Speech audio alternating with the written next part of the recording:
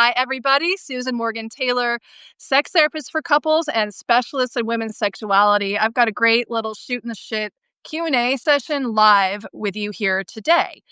So what I want you to do is drop your questions in the comments below, and I'm going to do my best to respond here on this live stream. If I don't get to your question today, I'll hold on to it and I'll respond to it next time I do a live Q&A.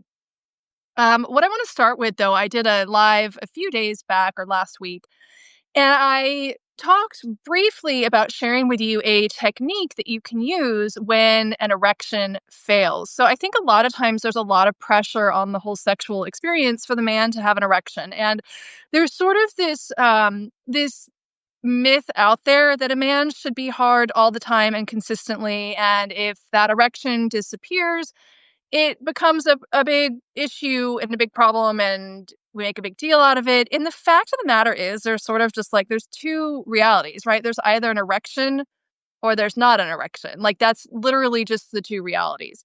So I wanted to share with you an amazing technique that I have used myself and that I teach to my couples that can really change the game on the whole interaction when an erection is not cooperating or being a little bit elusive. So this technique, so I'm going to share this technique with you, and then I've got a list of questions from people that have written into me and asked. Drop your question below if you've got something that you'd like to have answered today on the live. But what I want to do first is I want to share with you this technique. It can be such a game changer, and it is called soft penetration. Have you ever heard of soft penetration? All right, drop it in the comments if you've heard of this. If you haven't, I'm going to tell you what it is. Soft penetration is exactly what it sounds like. It's where we're able to still have penetration, but when there's not an erection. And you're probably wondering, like, WTF, how does that work? And what even would be the point of that? There's a lot of point to it.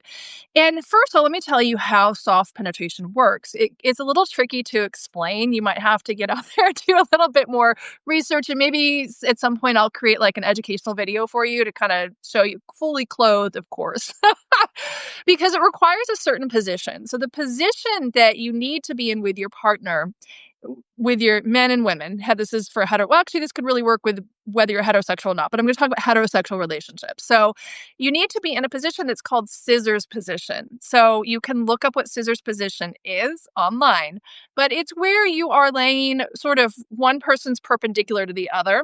And you want to have lots of pillows. So a pillow under the man's head, a pillow under the man's hips, and he's sort of laying on his side. And the woman lies perpendicular to him. So this is the dude, here's the woman. Okay, you want to have nice pillows under your hips, under your head. The woman can have a pillow under her head. And really what you're doing is you're meeting at the genitals. So there's a way that you arrange your legs so that your genitals will meet. So go out there, you can look up scissors position, and you can have a lot of fun and some good laughs if you try this out. But once you get it, it's actually very, very easy to do.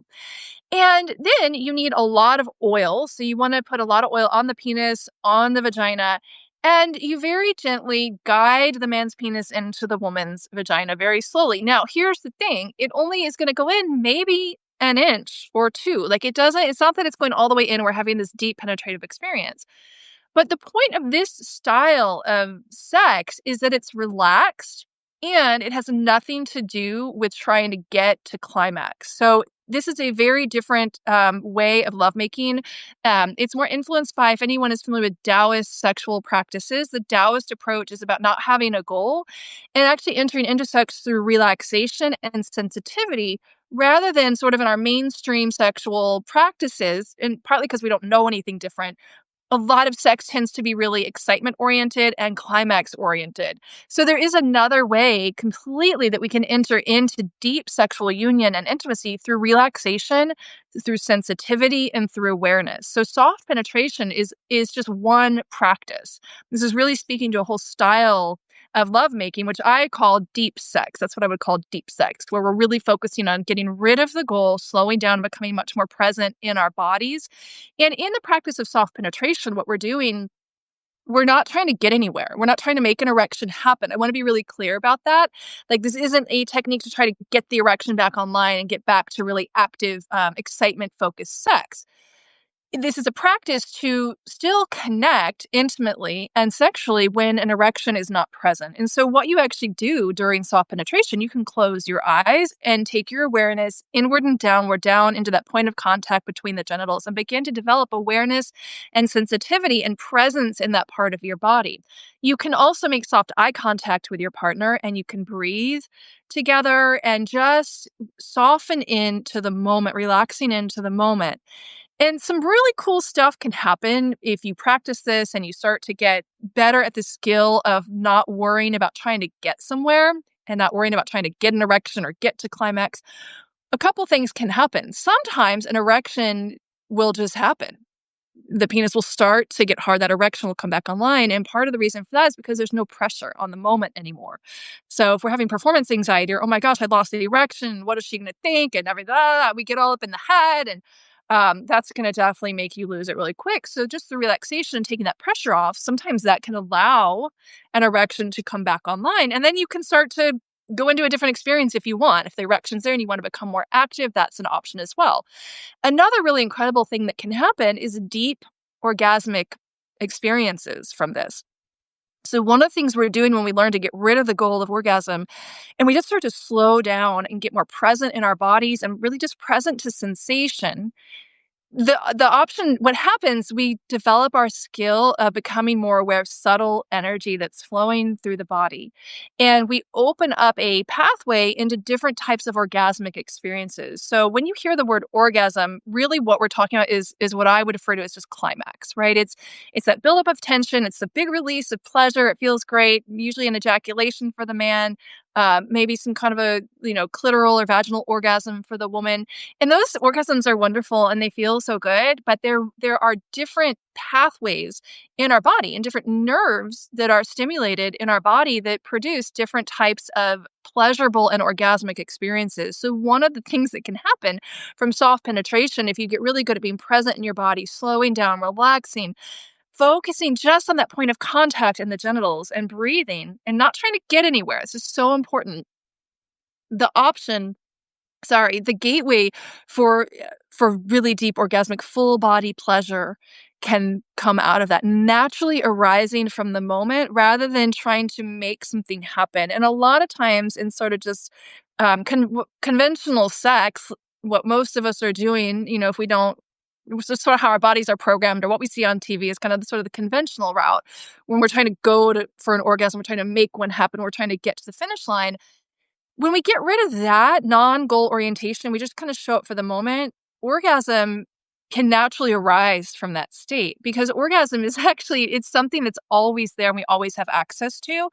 What orgasm really is, it's a pathway. It's our ability to notice and to respond to sensation. I'm going to just leave it at that for something for you to think about. The orgasm is simply our capacity to notice and to respond to sensation and to become radically present with what's there right now without trying to get anywhere. And this relaxed way of being in sex is a gateway into different types of orgasm, like full body orgasm, for example, or a cervical orgasm in a woman, or a full body orgasm in a man.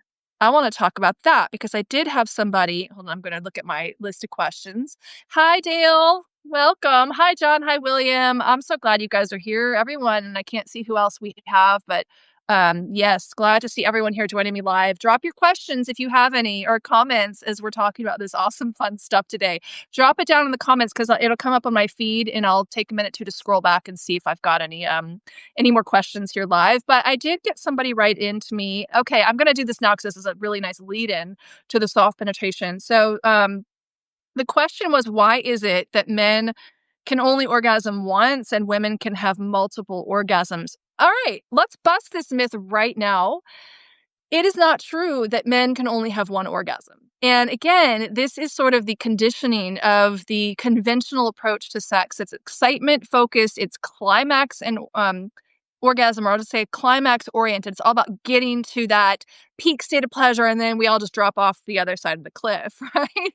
So you get that big orgasm and it's over. Women do have the ability to have multiple of those types of climaxes, the clitoral orgasms, vaginal orgasms, and well, actually any other type. We can all have multiples. Usually men with the ejaculatory orgasm, it's usually there's a refractory period of some sort before you can get hard again and then have another ejaculation. But men can also have multiple orgasms, and there can be multiple orgasms where ejaculation, you learn to bypass ejaculation. Now, that is a whole tantric practice that I don't have time to get into here, and it's not something that I teach. There are teachers out there who can teach you how to do that. But here's what I want to offer to you, because that's just one way of orgasming, the non-ejaculatory orgasm, where you can have multiple waves of pleasure moving through your body, but you learn how to prevent your ejaculate from coming out of the body. However, there's another pathway that doesn't require quite so much education and practice, and it's not quite so esoteric, and that is called slowing down. Slowing down and just removing the goal of trying to get to climax. So I was talking a minute about that soft penetration technique. That's one of them.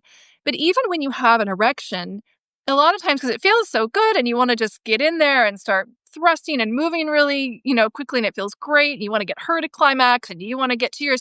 If you can actually focus on slowing down and getting rid of the idea of getting to a finish line, and this requires actually that you take breaks. This is something that we don't tend to think about in sex. Like, what? We take a pause, but what if I lose my erection? Or what if, it ruins the moment? I'm going to just invite you to experiment with that and see what you find for yourself. I'll tell you what I know to be true and what I found for myself. Uh-oh, got a call coming in. Let me just get that gone. Okay. What I know to be true is that what it can do, at least for a lot of women, and I think this is also true for the man side, though it's a little bit different, it actually, when we take a pause, we take a break, and I'm talking about more than a few seconds. You might take a few seconds, you might take a few minutes, you might even take a whole hour or a few hours or a day. And when you come back, what happens is that sexual energy has now built more and more. So I know a lot of times when I take a pause or a break during lovemaking, if I come back to it in, say, 5 minutes or even 30 minutes, my energy is it's already at like a simmer, and it can be so much more built up when we go back into the sexual encounter. So even if taking a break is only just maybe for 1 minute or 30 seconds or maybe 5 minutes, it helps to train your nervous system to get out of that habit of always going for the climax and always trying to reach a finish line in sex. And as you do that more and more, what you'll find is the opportunity to sink in. And this is for the men. This happens for the women too, but I want to speak to men. There's actually a gateway that can open where you can have what's called a valley orgasm or a valley orgasmic experience, where it feels like the whole body, cool waves of energy moving through the body, almost like someone's pouring like cool liquid on your body. And it's a very beautiful experience. However, that type of experience can only be accessed when we slow down and we stop kind of going for the goal of ejaculatory orgasm. Now, you can always finish with ejaculation if you want, but it's just about opening up different pathways in the body so that you can have different experiences. So yes, you can have many different types of experiences as a man when it comes to orgasm, and you don't get just one. So I would just love to hear what your thoughts are on that, men who are watching this and women who are watching this. What are your thoughts about that, about men having different pathways to orgasm that maybe aren't solely focused on just that one pathway that most of us are familiar with? The same exact thing is true for women. When we learn how to slow down and get present, and we don't necessarily just kind of grab onto the goal of trying to produce an orgasm or trying to get to a climax, the same is true for us women. We have access then to the deeper types of orgasm, like a G-spot or a cervical or a full body valley orgasm, like what I just described. Super fun stuff. There's so much else available to us, and we're just sort of programmed and conditioned to think that everything kind of works one way. All right. Do I have any questions in the chat? I'm going to just kind of scroll through here and see. Thanks so much, Jessica, Pluto, Chase. Oh, so good to see all of you. Beth, Philip, good to see y'all. Okay, great. Well, I'm going to keep going because I do have a list of questions here from people who have written in to me. If something pops to mind or you want me to clarify something, drop it down in the chat and I'll do my best to get to it. Okay. Oh, I also want to let y'all know I'm going to talk about. Oh yeah, this is a good one. Yeah, okay, I'll get to that in a minute. Let me answer this question here first because the other thing is going to lead into this. Okay, so I see a lot of this question in my practice with couples, and as a sex therapist, this comes up all the time because actually specialize in helping couples overcome mismatched sexual desire. And lately, though, this one really keeps coming across my awareness. And the question is, how do I get my partner to want sex, when she's fine with the lack of sex, or she's fine with how things are. It doesn't bother her. Everything's fine. But her husband, in this case, is not fine and he wants something different, and he's wanted something different for a long time, probably even in this case many, many, many years. What do I do? And she seems fine with it, but I'm not fine with it. And how do we fix this problem? I feel for you because I think that, especially if you're in a monogamous relationship, and I personally don't think it's fair to commit somebody to lifelong monogamy and then refuse to have sex with them. Okay. So, what I would offer to you, um, the person who asked this question, anyone out there relating to this, really looking at there really could actually be a relational issue happening here that's not necessary. It's showing up in the bedroom, but there's something else going on in the relationship. Because if your partner is not concerned with or interested in your sexual relationship and in the fact that you're suffering and you're not getting your need met there, and she's kind of like, well, whatever, I'm fine. No big deal over here. So I'm not motivated to do anything about it. There's a relationship problem there. Okay. This is not really yes, there's elements of it that are a sexual problem, but first and at a more fundamental level, you have a relationship problem. Okay, so you need to look at what is actually going on. And so I want to offer you some tips for how you can work with this because I know how common this is and it's so frustrating. Like it hurts me to hear that this is happening in your relationship. So a couple of things. So there might be I'm going to start with this because this is sort of the relational piece. There may be a an emotional block that's there for her. If you've been in relationship, long-term relationship for many years, and this problem has kind of gotten worse over time, there's something else going on in the context of the relationship that is inhibiting her ability perhaps to open to you sexually and to be interested in you sexually. So what do you do about that if she's like, I don't really care? I would get really curious about your impact on her. What are you do? Start to notice your impact on her. Just start to pay attention. Did those words soften her, or did they harden her? Did you watch her light up, or did she sort of shut down? And now I'm not saying at all that this is your fault, nor that it's 100% your responsibility, by the way. I'm going to talk about that in a minute. What's her responsibility? But if she's just sort of on the sidelines and not really that motivated right now, I want you to start looking at your impact on her. How is your presence impacting her? Are you helping her soften and open and trust you more? Are you being trustworthy? Are you present? Are you distracted? What is actually going on? Are you connecting with her heart or only trying to get down, to the good stuff, getting down her pants, so to speak? So the relational work on this aspect might be that she needs to be able to open her heart to you. Okay. And so there's very specific communication tools and practices that I teach that help my clients be able to do that.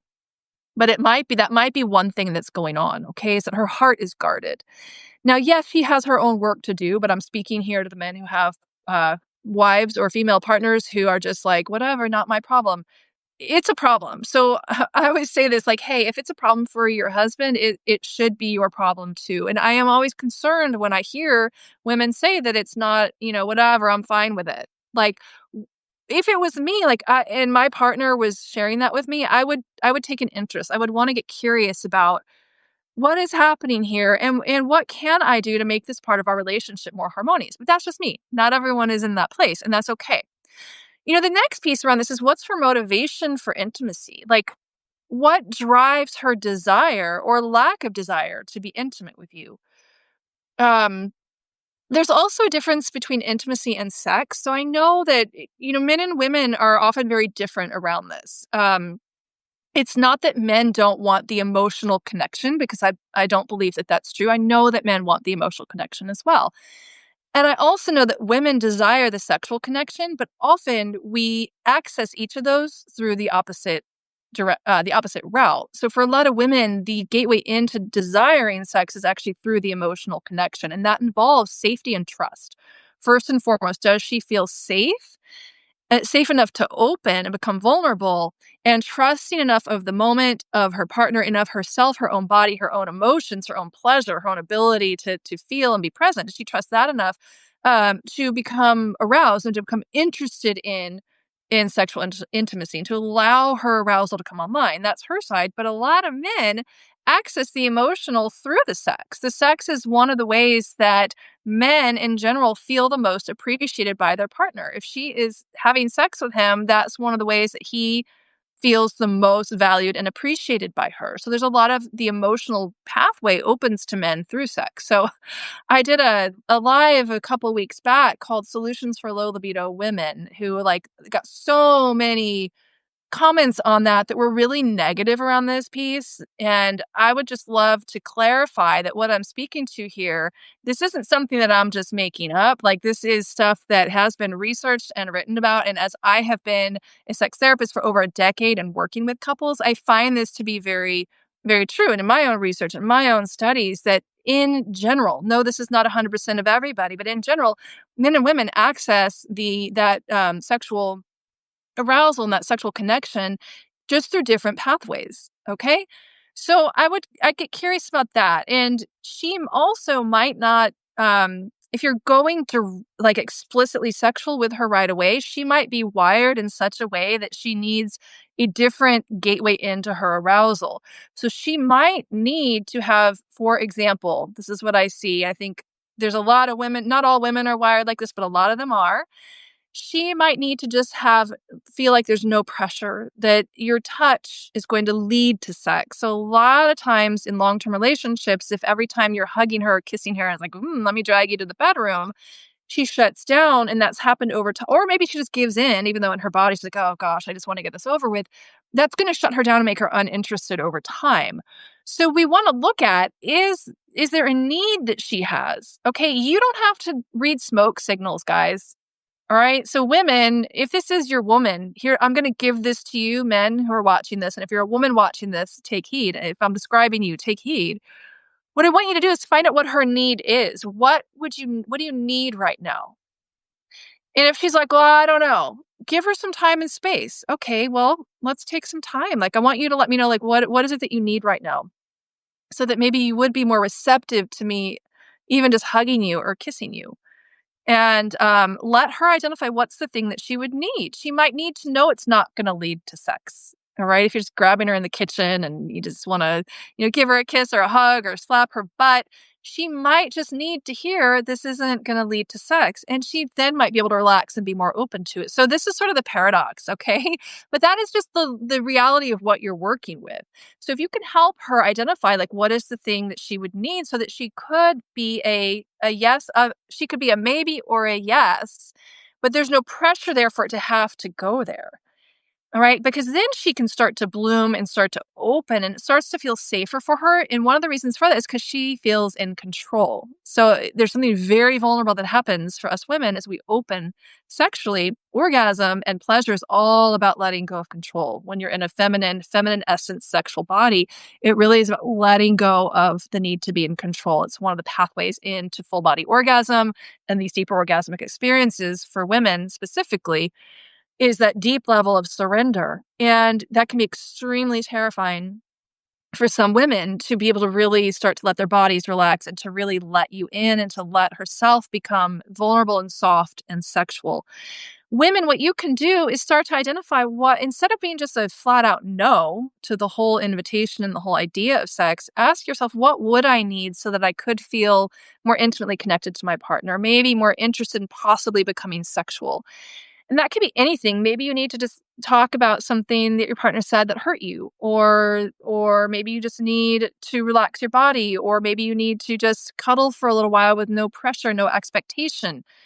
Find out what the need is. It's really on you. It's not on your man to have to figure that out. It's not up to him to have to read your mind or read what I call like smoke signals, right? Like we want to get better and experts at really being able to identify, like, what do I need right now? And being able to advocate for that need to be met or meet it for ourselves. And I know that that's not always easy. I sometimes have a hard time with that myself. But what your male partner, men, what you can do is you can just stay with her. You can just hold space and don't pressure. Just, it's okay if you don't know. I'm here. I'm not going anywhere. Just take your time. And if you give it enough time, eventually something will bubble up. Okay. So I just want to leave you with that. And what I want to say too, so if you're in a relationship where you have this mismatched libido, if you're like really resonating with this right now, I want you to go and get a copy of my sexual speedometer test. It's completely free. You can get it at sexualspeedometertest.com. Why that's so helpful is because it's going to help you and your partner. I suggest you both take the test. You're going to discover why you have this libido mismatch, like what's actually going on in your sexual nervous systems. You'll be able, and it takes like maybe less than 5 minutes, maybe 3 minutes to do the test. But it's going to show you where you're wired on your sexual, what's called like your control panel, like your libido control panel. If you think about it like a car, we have brakes and we have accelerators. And some of us just have really high accelerators and really low brakes. And like that's the high libido person. And then others of us have maybe really high brakes, and we might have sort of a regular accelerator, but those brakes are so high that that accelerator just can't come online. And then any combination of the two, this can happen as well. So that test is going to help you understand where you are on that spectrum. Where are your brakes? Low, medium, or high, and where is your accelerator? Low, medium, or high. And then I actually give you tips for what you can do based on what your results are. So if you've got really high brakes, here's some ideas to take the brakes off. If you've got a slow accelerator, here's how you can get that accelerator going. And what do you do if you're really high libido and low brakes and there's a lot of frustration because you're not really getting enough of the sex that you want? I give you some tips for how to manage that as well. So sexualspeedometertest.com, go download your copy of that right now. Take that test immediately with your partner. Let me know what results you get. Like actually pop back on here and let me know. I would love to hear, or come to another live. I want to hear where you fall on that scale. All right. So let's see. What else do I have on the agenda? Do I have any questions here, everybody? Let's see. Drop your questions in the comments if you have any. And it's okay. I know sometimes we don't want to out ourselves when we're talking about intimate things like sexuality. Okay. Okay, so I want to talk about this. So I I got another question about, I think this is such a good one. Okay, 21 minutes seems like a lot. What can women do to contribute to the foreplay and so that it's not all on the man? So I did a live video a few days ago about the 2 to 7 minute sex and how most women, what the studies have shown, most women need 21 or more minutes of foreplay before they'll be consistently orgasmic during penetrative sex.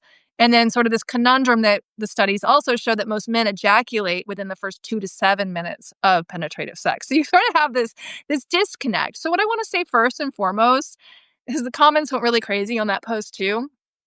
I am not blaming, nobody's being blamed. This is not the fault of men nor the fault of women. Like nobody's broken and nobody needs to be fixed, but this is really just sort of like the reality of how we are biologically wired. And yet it's at the root of a lot of the problems when women start to lose interest in sex in long-term relationships, because what's the type of sex they're getting? If their bodies on average need 21 or more minutes of foreplay before they're going to really be in that state of high enough arousal to access orgasm consistently, but the act is over in, let's just be fair and say 5 minutes, kind of right in the middle of that 2 to 7 minute range. The act is over in 5 minutes.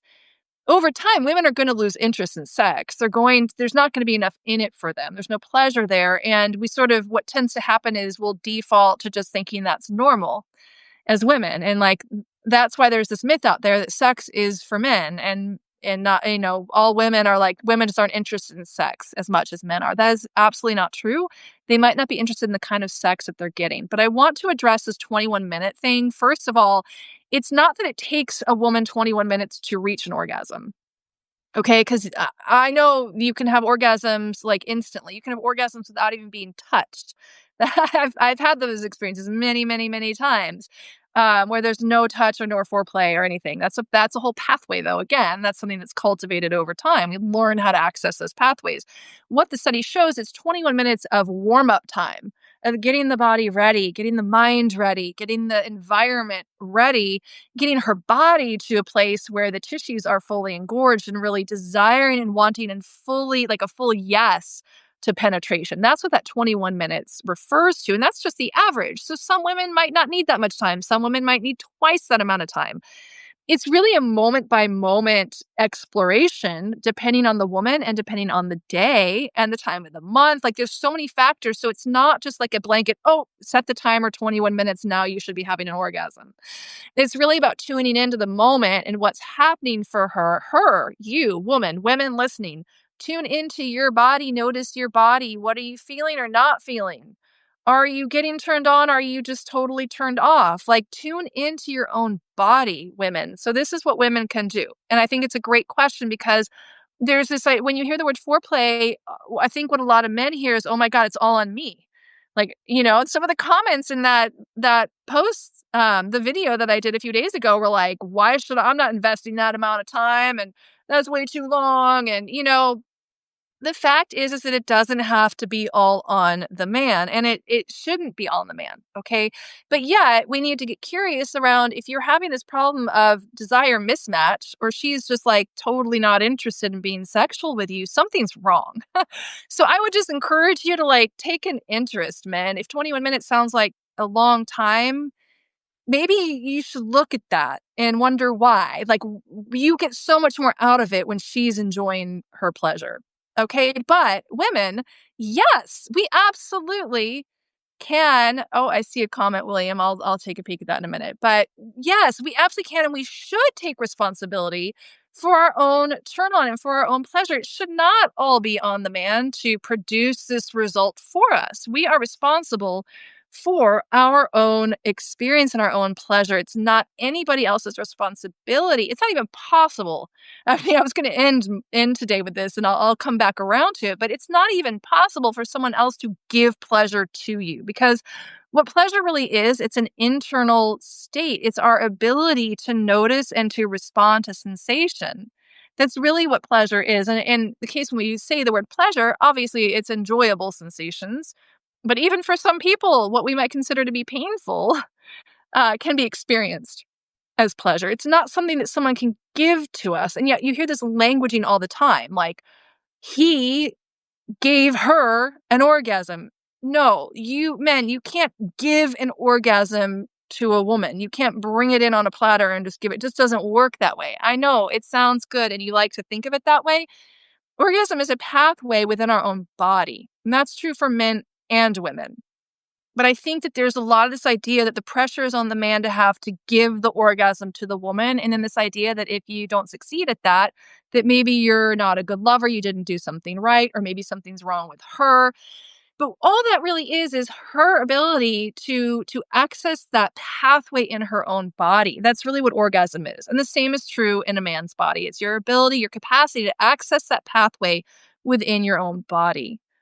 Okay, so that's really what orgasm is. So what can women do to help the men out? So we're not just laying there like a pillow princess expecting the guy to do all of the warming up, all of the foreplay. Yeah, that's not fair, y'all. And it's a lot of work. And women, I really am an advocate for women taking responsibility for their own pleasure and their own experience in the bedroom. And we have to stop making our partners solely responsible for that. Yes, the sexual relationship is a co-created entity. There's two people involved in that.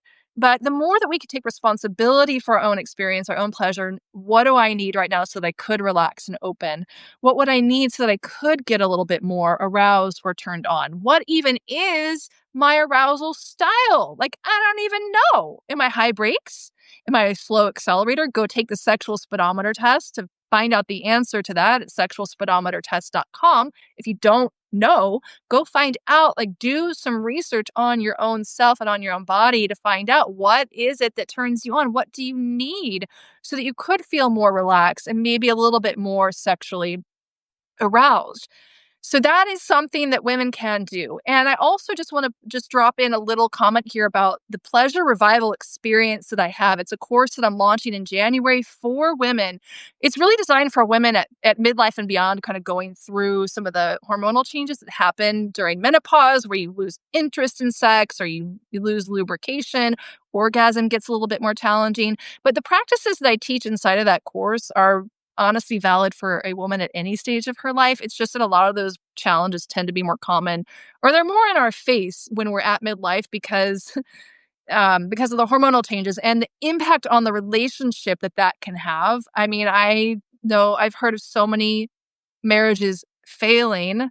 I just did a live on this yesterday, failing because the sex dries up at midlife and he wants it, but she doesn't. And like really not being able to bridge that gap. It causes so much disharmony. So I have a course coming up in January for women called the Pleasure Revival Experience. And this is for women who have a loss of interest in sex, loss of lubrication, lack of sensitivity, and maybe challenges reaching orgasm. What I'm doing is I'm teaching you a way to reverse that so that you can get back to sexual harmony and you can help your relationship not just survive, but also to thrive. And I have a pre-sale offer on that right now. It ends today. Today's Friday, November 14th.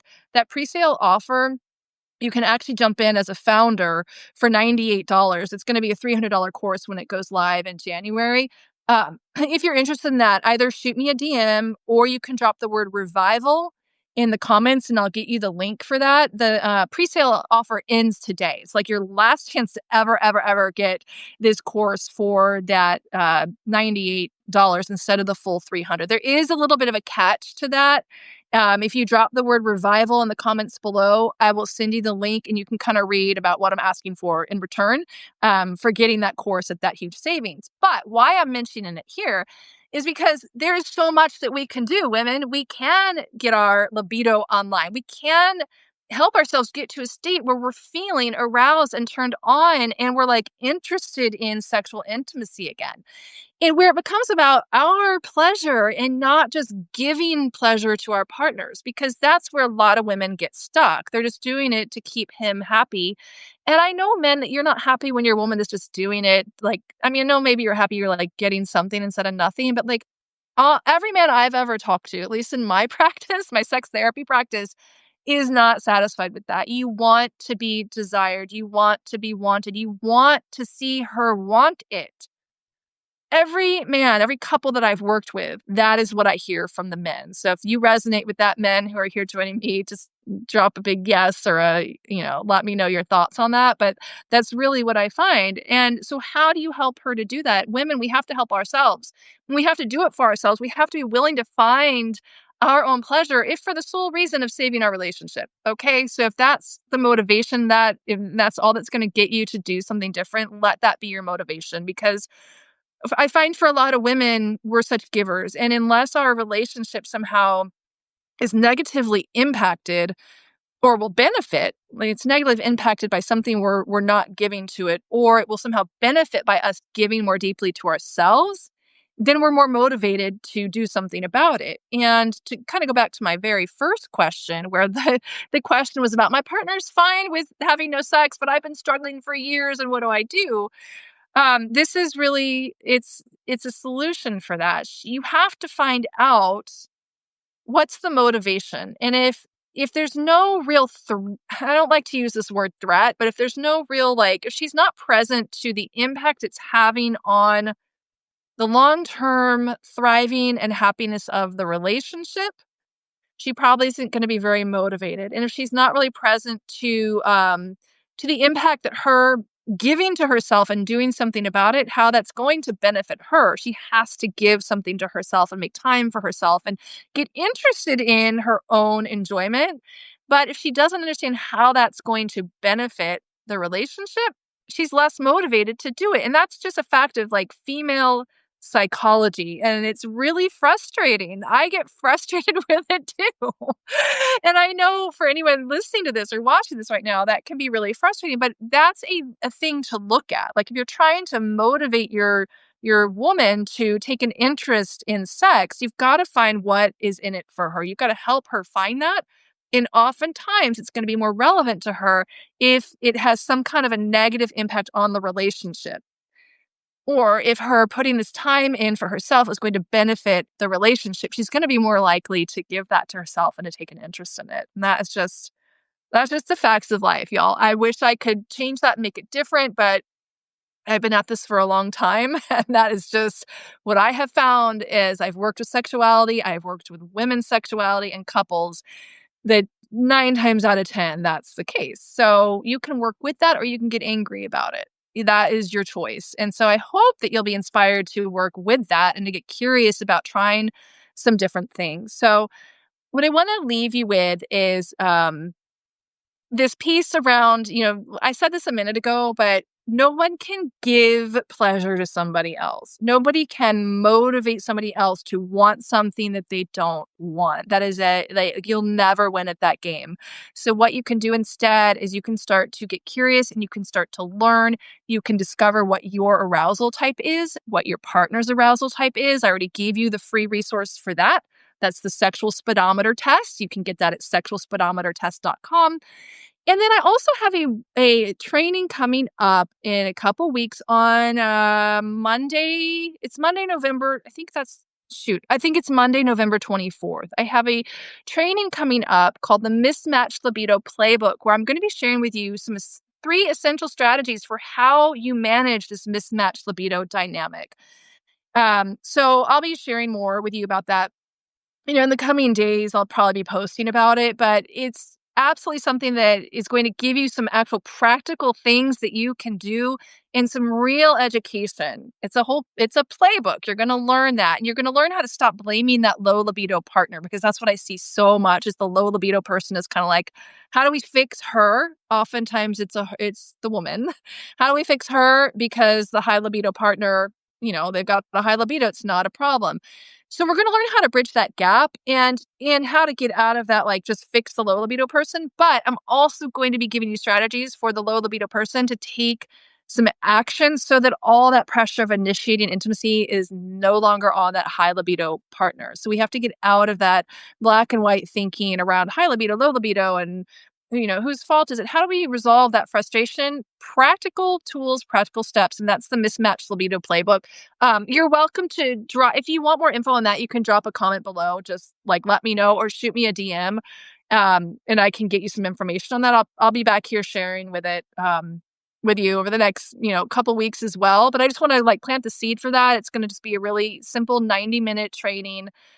And that's happening on Monday, November 24th at 7 p.m. Eastern time. And it'll be a very simple way to dip your big toe in. If you're not ready to do or to drag your low libido partner into a full-on coaching program, or she's resistant for any other reason, that's going to be a really nice way to kind of just sort of ease her into it, where you both can learn. Okay, if you think you already know everything there is to know and you've already done all the work and now it's 100% on her and why should I even show up? No, that isn't going to work. This is a mutually co-created relationship that you're having. And so it's a very non-threatening introduction, a nice way to get some practical things that you can do right away. And hopefully together, because like I said, if she's like, yeah, whatever, you're on your own, I don't really care about fixing this part of our relationship, that's a relationship problem. It's less of a sexual problem and it's a relationship problem that's impacting the sex. So that needs to be resolved. Okay.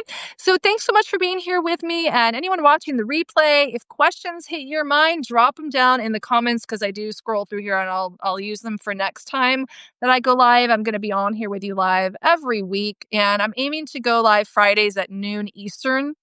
Let's hope I can keep my commitment to that. But that's kind of the goal right now, is to get on here with you live, and I'll be giving you tips, other education, as well as doing the periodic question and answer. So please reach out to me with questions or drop them down in the comments. And thank you so much for being with me live for Shootin the Shit Live. Let's get it on. I'll see y'all next time.